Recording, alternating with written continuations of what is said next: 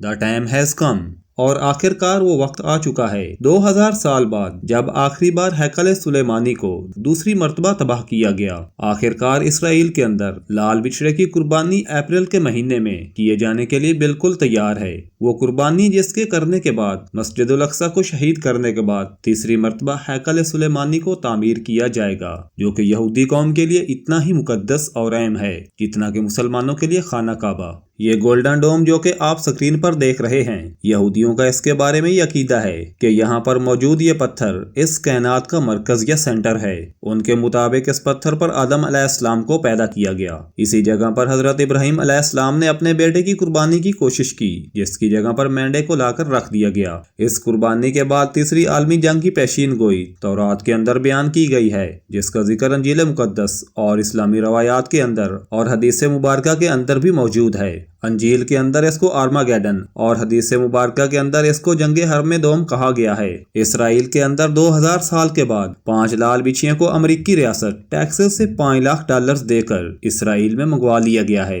جہاں پر انتہائی احتیاط کے ساتھ ان کی نگرانی کی جا رہی ہے، اور انہیں مسجد الاقصی کے بالکل سامنے موجود پہاڑ ماؤنٹ ٹولے پر قربان کیا جانا ہے۔ اور اس قربانی کے فوراً بعد یہودی قوم پھر سے ہیکل سلیمانی کی تعمیر شروع کرے گی۔ اور اب اس قربانی میں بہت کم وقت بچا ہے۔ اسرائیل نے غزہ پر اکتوبر 2023 کو حملہ کیا۔ ایک وقت تھا جب لوگوں کے لیے یہ سمجھنا مشکل تھا کہ اتنا جلدی آخر یہ سب کچھ کیسے ہوگا، کہ اسرائیل حماس یا فلسطین کی موجودگی یا مذمت کو کیسے روک پائے گا، مسلم دنیا کی مذمت کیسے برداشت کرے گا۔ لیکن آپ دیکھیں کہ اس نے یہ سب کچھ برداشت کر کے دکھایا۔ اس وقت غزہ کے 5 حصوں میں سے الرفا کے اندر مظلوم فلسطینی پناہ لیے ہوئے ہیں، لیکن اسرائیل یہاں پر بھی مسلسل فضائیہ سے سٹرائک کر رہا ہے۔ 18 لاکھ لوگوں میں سے 15 لاکھ لوگ ایک ایئرپورٹ جتنی تنگ جگہ کے اندر قیدیوں کی طرح زندگی گزارنے پر مجبور ہو چکے ہیں۔ یہاں پر بنیادی انسانی ضروریات جیسے کھانا پینا اور میڈیکل کی سہولت تک موجود نہیں ہے۔ امریکہ نے اسرائیل کو وارن کیا ہے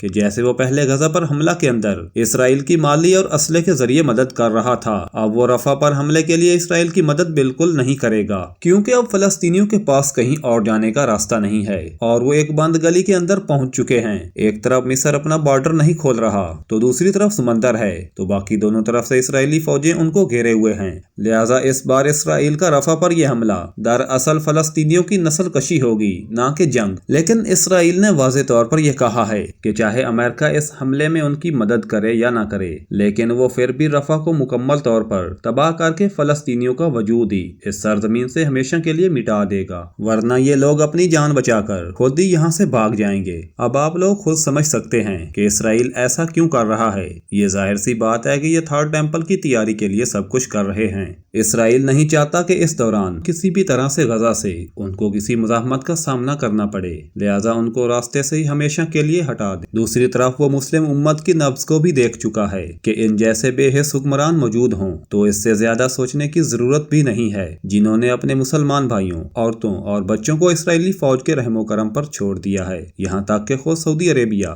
یمن کے حوثی باغیوں کی طرف سے اسرائیل کے شپس کے لیے سویز کنال کا راستہ بند کرنے کے بعد یہ اسرائیل کو آئل یعنی اردن کے راستے سے بائی روڈ یہ تیل پہنچا رہا ہے، اور یہی وہ تیل ہے جو اسرائیلی جہازوں کے اندر غزہ پر بم باری کے لیے استعمال ہوتا ہے یا پھر ان کے ٹینکوں کے اندر استعمال ہوتا ہے۔ بحرین، قطر، یمن، لبنان اور اردن نے کافی حد تک غزہ کی مالی مدد تو کی ہے، لیکن سعودی عربیہ، UAE اور ایجپٹ یعنی مصر جیسے ملک ٹوٹلی بے حس ہو چکے ہیں۔ پوری مسلم دنیا کو تو چھوڑ دیں، اگر صرف عرب ملک اکٹھے ہو کر اسرائیل کے خلاف ایک طاقت بن جائیں، اس کا بائیکاٹ کر دیں، تو اس کا وجود ہی ختم ہو جائے گا۔ مگر افسوس کہ یہ اجمی مسلمان ہیں، کیونکہ عربی مسلمان تبھی ختم ہو گئے تھے جب سلطنت عثمانیہ نے بادشاہت چھینی تھی، جیسا کہ اللہ تعالیٰ نے قرآن مجید کے اندر فرمایا، جس کا مفہوم ہے اگر تم اس فرمان کو پیٹھ دکھاؤ گے جو کہ تمہیں بھیجا گیا تھا یعنی قرآن مجید کو، تو تمہیں ہٹا کر کسی اور قوم کو لے آئیں گے جو کہ اللہ تعالیٰ کی فرما بردار ہوگی۔ عربوں سے پہلے بنی اسرائیل قوم اللہ کی لاڈلی امت تھی، اور اس نے بھی اللہ تعالیٰ کے پیغام کو پیٹھ دکھائی تو ان کی جگہ عرب کو دنیا کی خلافت سونپ دی گئی، اور جب عرب نے بھی بالکل اسی طرح سے اللہ کے قرآن یعنی اللہ کے پیغام کو پیٹھ دکھائی تو ان سے دنیا کی خلافت کو چھین کر سلطنت عثمانیہ کے حوالے کر دیا گیا۔ اس لال بچھیا کی قربانی کے بعد تیسری عالمی جنگ کی پیشین گوئی اور پھر دجال کے ظہور کی پیشین گوئی الہامی کتابوں کے اندر قیامت کی آخری نشانی کے طور پر موجود ہے۔ یہودی قوم جس آخری مسیح کی 2000 2000 साल से मुंतजिर है। वो तौरात की पेशीन गोई के मुताबिक हजरत ईसा अलैहिस्सलाम थे,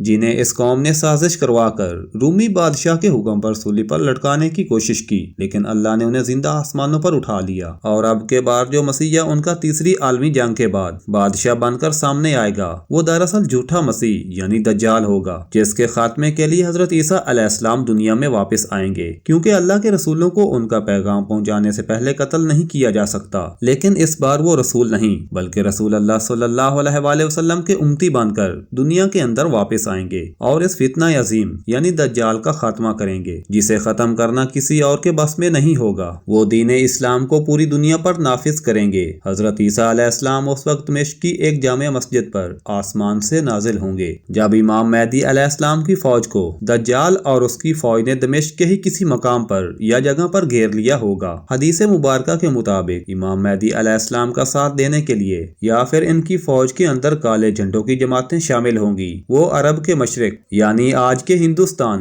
पाकिस्तान, ईरान और अफगानिस्तान की तरफ से आएंगी, जिन्हें उस वक्त खरासान कहा जाता था। अल्लाह के रसूल सल्लल्लाहु अलैहि वसल्लम ने फरमाया था कि इन फौजों का रुख कोई फेर नहीं सकेगा, इनको कोई नहीं रोक सकेगा, यहाँ तक कि वो इलिया यानी यरूशलेम के अंदर जाकर इमाम मेहदी अलैहिस्सलाम से मुलाकात करेंगी। उनकी फौज में शामिल होकर इमाम मेहदी अलैहिस्सलाम की खिलाफत को कायम करेंगी। अब इस पेशीन गोई के मुताबिक यहाँ पर यह बात समझना इंतहाई जरूरी है कि यकीनन उस वक्त खरासान के अंदर खिलाफत का निजाम कायम हो चुका होगा, तभी तो वो फौजें इमाम मेहदी अलैहिस्सलाम का साथ देने के लिए या फिर उनकी मदद करने के लिए पहुंचेंगी। अल्लाह के रसूल सल्लल्लाहु अलैहि वसल्लम ने फरमाया था कि अगर तुम्हें घुटनों के बल घिसट कर भी जाना पड़े तो इमाम मेहदी अलैहिस्सलाम की फौज के अंदर शामिल हो जाना, क्योंकि वो जनती लश्कर होगा।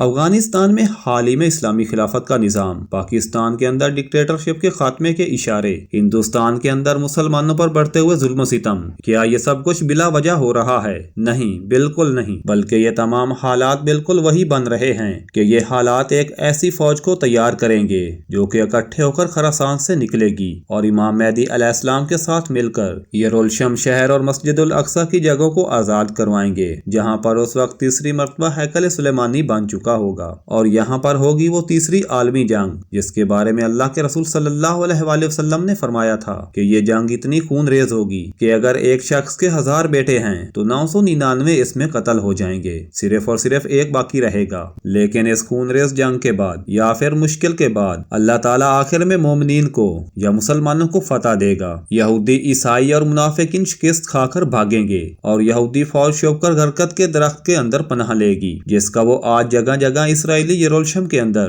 पूरा बाग लगा चुकी है। इस तीसरी आलमी जंग की फतह के बाद और दज्जाल के कत्ल के बाद हजरत ईसा अलैहिस्सलाम पूरी दुनिया पर एक ही हुकूमत नाफिज करेंगे। उस वक्त पूरी दुनिया के अंदर सिर्फ एक ही दीन होगा, यानी दीन इस्लाम। और अब आप खुद ही अंदाजा लगा लें कि हम एंड टाइम यानी क़यामत के कितना करीब पहुंच चुके हैं। ये फिक्र की बात नहीं बल्कि खुशी की खबर है, क्योंकि हमने अपनी जिंदगी के अंदर पेशीन गोइयों को पूरा होते हुए देख लिया। हमारे पास अभी भी सोचने के लिए वक्त है कि हम अपनी आखिरत की फिक्र करें और अल्लाह ताला को राजी करें। और इस जंग के बाद एक लंबा अमन और सुकून का दौर भी आने वाला है। हम इंसान चाहें या ना चाहें, हमें मौत तो वैसे ही एक न एक दिन आनी है, तो क्यों ना हम इन खुश नसीब लोगों के अंदर शामिल होकर हमेशा की जन्नत का सौदा करें, जो इमाम मेहदी अलैहिस्सलाम के साथी और रसूलुल्लाह सल्लल्लाहु अलैहि वसल्लम के फरमान के मुताबिक जन्नती गिरोह के अंदर शामिल होंगे, जिन्हें आपने खुद जन्नत की बशारत दी। अल्लाह ताला हमें समझने की और नेक अमाल करने की तौफीक अता फरमाए। आमीन। Thanks for watching and keep subscribe.